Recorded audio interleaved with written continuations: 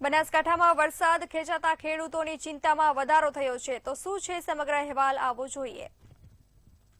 બનાસકાંઠા જિલ્લામાં વરસાદ ખેંચાતા ખેડૂતો અને પશુપાલકોની ચિંતામાં વધારો થયો છે।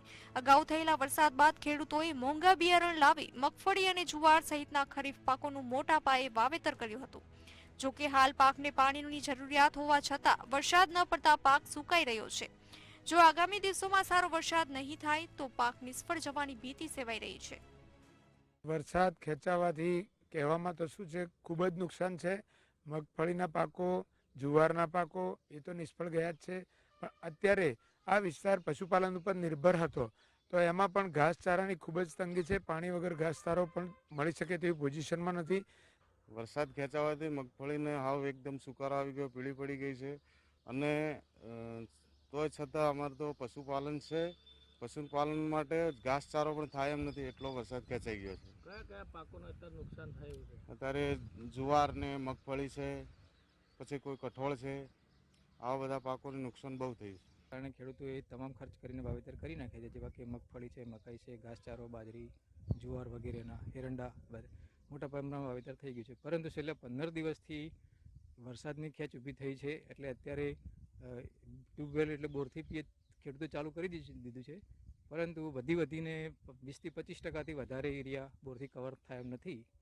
હવે ગુજરાત સરકારે હમણાં ગઈકાલે 5 જિલ્લાઓમાં 10 કલાક લાઇટ આપી, પણ બનાસકાંઠાને કેમ બાકાત રાખ્યો એ એનો વિષય છે, પરંતુ તાત્કાલિક 10 કલાક લાઇટ કરવું પડશે, તો જ થોડો ઘણું ખેડૂતોને પાલો છે। વરસાદની અછતની અસર માત્ર ખેતી પૂરતી જ નહીં, પરંતુ પશુપાલન પર પણ પડી રહી છે। તો ઘાસચારા સહિતના પાકને પૂરતું પાણી ન મળતા પશુઓ માટે ઘાસચારાની અછત સર્જાઈ શકે છે। ખેડૂતો સરકાર પાસે તાત્કાલિક પાકનો સર્વે કરાવી યોગ્ય વળતરની માંગ કરી રહ્યા છે। આ ઉપરાંત સિંચાઈ માટે પૂરતી તેમજ નિયમિત વીજળી પૂરી પાડવાની ઉગ્ર માંગ કરવામાં આવી છે।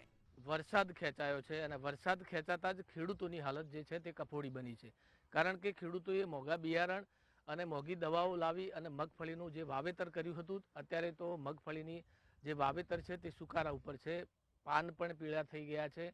ક્યાંક ને ક્યાંક જે ખેડૂતો છે તે ખેડૂતોને અત્યારે દવાઓ છાંટવી પડે છે, પાણીની વ્યવસ્થા નથી, કારણ કે ચોમાસું મગફળી વરસાદ પર આધારિત હોય છે। એટલે આ મગફળી છે, જુવારના પાક છે અને ઘાસચારો છે, આ તમામ જે પાકો છે તેમને અત્યારે તાતી પાણીની જરૂર છે, પરંતુ વરસાદ ખેંચાયો છે અને વરસાદ ખેંચાતા જ ખેડૂતોની જે હાલત છે તે અત્યારે કફોડી બની છે। રમેશ પટેલ, મંતવ્ય ન્યૂઝ, બનાસકાંઠા।